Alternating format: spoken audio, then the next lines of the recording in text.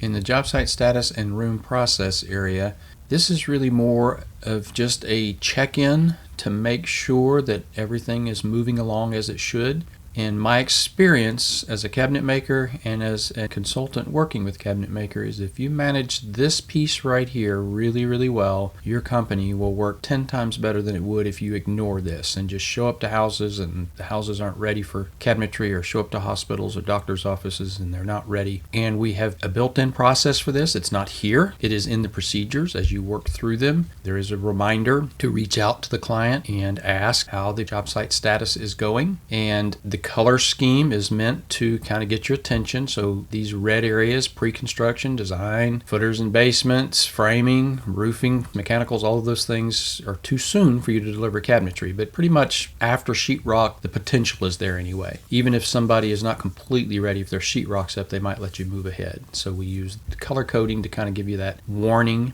And so if you check this daily, your company will run better. Check it daily and then reach out. If you feel like it needs to be updated, reach out. And then the room process is just kind of giving you the coordination between the two, is how are you coming along on this. But if this is not going to be ready, like we've got Chapman 114 here at sheetrock and we've got Castle Lot 2 at finished floors complete, it wouldn't make sense for us to put all our effort toward this one if that builder doesn't want you to put the cabinetry in until the floor's down. It would make a lot more sense to focus on this Chapman 2 since it is the furthest along. That's a good way to manage your production flow. So that's it for job site status and room process area.